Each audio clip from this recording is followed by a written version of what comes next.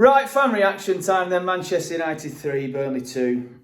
Literally just got back now. I've had time to settle down, if you will, on the drive home, but it's not helped at all. Look, I watched the shirt pulled back. I've not watched proper highlights back yet because I'm one of them. I'll just get frustrated again and I'll get annoyed again, so there's no point. But I've seen the incident again. I just think it's stupid from Jadon Anthony, honestly. I genuinely do. I still don't think it's a penalty. And I need to calm down. Right, what it is, Jadon Anthony has 100% pulled his shirt. 100% he has pulled Ahmad's shirt. I'm more than happy to admit that, right? He has done it. And he's gave the referee a decision to make, which you shouldn't be doing at Old Trafford. It's stupid from Jadon. It really, really is. Don't do that at Old Trafford. Don't do it anywhere in the 96th minute. Hartman has Ahmad's run blocked. Ahmad isn't going to get that ball. Hartman's blocked it. And I know I quickly said this in the 60-second review, but I'm going to do it again now in a bit more detail. But cast your mind back to that Spurs game where Jadon Anthony, funnily enough, had a coming together with one of the Spurs defenders. And we were told that the ball went across the face of goal, if you remember rightly, and Jadon was running in. And we were told that wasn't a penalty because Jadon wasn't going to get the ball on the end of that cross. He actually would have got the ball towards the end of the cross because he would have been able to go and get it and restart the attack, if you know what I mean. But we were told it weren't a penalty because he wasn't going to get on the end of that cross. What's the difference? What is the difference? Ahmad isn't getting that ball. He's just not getting that ball. Hartman's blocked his run off. Another thing that I want to talk about is the fact that it starts outside, and this is why it's blatant cheating, and this is why it's now accepted cheating, because everybody looks at it and says, but it's a foul because he's pulling his shirt. If you are to go to ground because of the contact that is happening, and like I said, I've admitted that Jadon Anthony is pulling Ahmad's shirt, 100% he is. But if that contact or if that shirt pull is enough to make Ahmad fall to the ground, he would fall to the ground outside the box because that's where the shirt pull starts. Now, the rules, I think, are slightly different with shirt pulls than what they are with fouls. The shirt pull starts outside the box and then continues in the box. And in that scenario, if he goes down in the box, it's a penalty according to the rules. The bullshit, but that's the rules.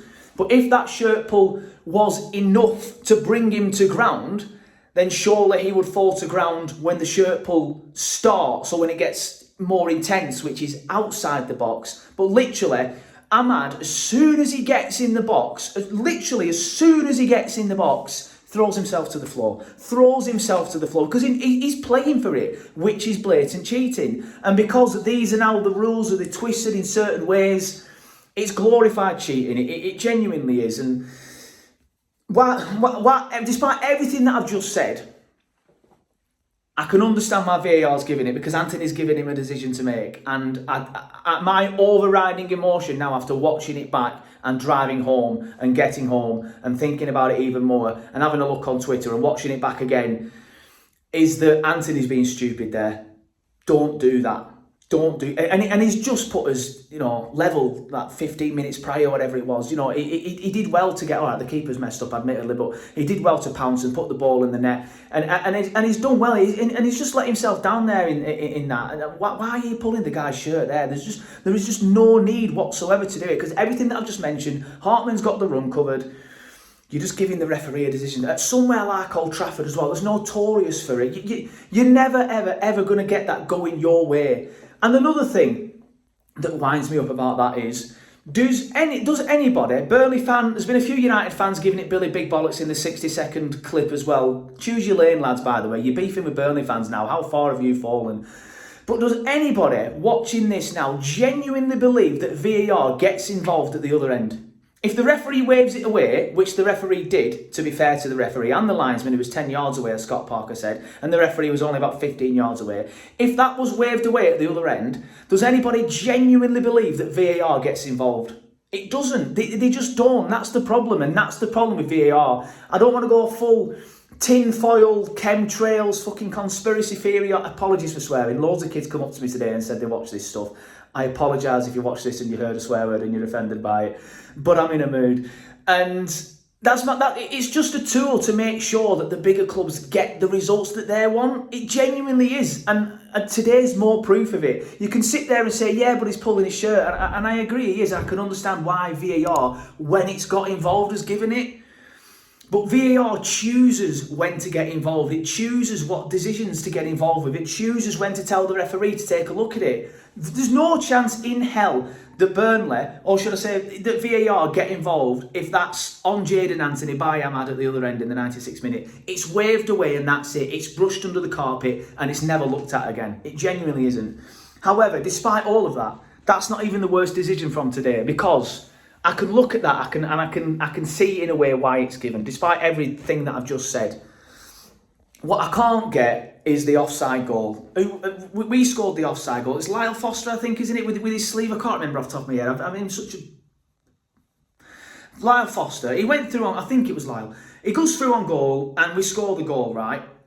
And they bring it back for offside, they check it, they take around another 3-4 minutes checking it. And then when they put the image up, if you haven't seen the image now, I put it up originally on Turfcast. It's obviously been shared by everybody else since. It's doing the rounds. I'm sure you've all seen it. Even Richard Keys and Andy Gray have done a big piece on it. The only part of him that's offside is that part of his sleeve, right? That's the only part.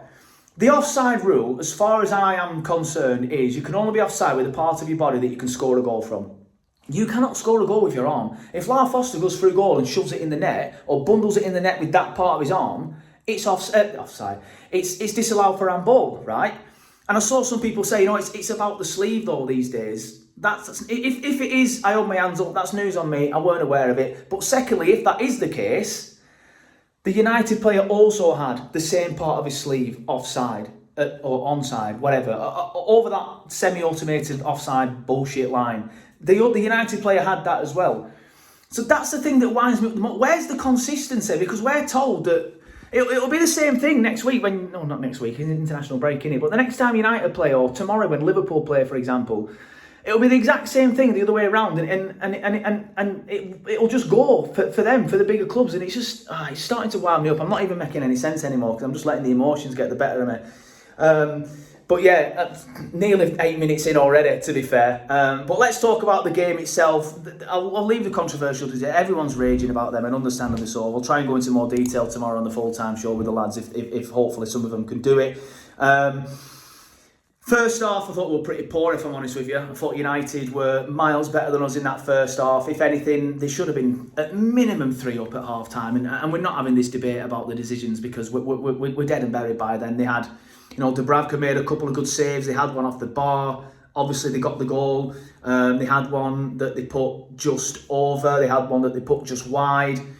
They should have been 3-4 up, potentially even 5. The game should have been dead and buried in that first half. We were awful in that first half, if I'm going to be honest with you. I was watching that and I was getting quite frustrated. United could and should have been out of sight. Say, for example, if we go to Anfield and put in that first half performance, Liverpool are 4-0 up and we're done. So we really need to start working on that. It was the same with Sunderland as well, weren't it? We had, so should I say, they had a couple of early chances as well before we managed to start getting into the game. So we really need to start these games better. We need to be better in these first halves.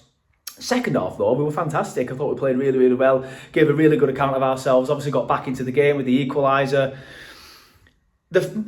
Another frustrating thing for me is the fact that they go 2-1 up so soon after our equaliser. It's like, lads, just concentrate for 5 minutes. Just it's straight from the centre, and they pump it upfield, ball in the box, and then it's 2-1 again. You're just thinking, lads, come on, just concentrate for 5-10 minutes. There just seems to be a little bit of some sort of like lapses in concentration in some moments at the minute, and that was a frustrating thing. But again, after that, I thought we played very well in the second half, and obviously got the equaliser. And I felt in the end we would have been good value for the point if. Obviously Jadon Anthony doesn't pull a mad shirt, but yeah, obviously the main talking point is the controversial decisions. My thoughts on the penalty is that I can see why VAR's giving it, but there's no consistency. There's no way we get that at the other end. No way whatsoever. VAR do not get involved. It's brushed under the carpet and it's never looked at or spoken about again. The offside one is the main one for me. You cannot be offside unless I've misread the rules and they've updated with a part of your body that you can't score a goal from, and he can't score a goal with his arm, so therefore he's not offside. So again, the other way around, say if Man United score that goal, does anybody genuinely believe that it's chalked off? especially at Old Trafford, anywhere in the Premier League. If one of the big six score that goal, is it chalked off? No. And like I said, I'm not one of these fans that just puts me claret tinted glasses on, or I try not to be. It just puts me claret tinted glasses on and screams and shouts and says everything's against us. But genuinely, every time we are in this league, I just get so frustrated with the officials, with VAR, with just how pathetic it all is. And today was another example of that. And yeah, it's a shame. It really is a shame to lose in the way we did. But I think we gave a good account of ourselves in that second half. And I think the lads can be proud of their performance in that second half. And I think the fans should be proud of them too. Up the Clarets.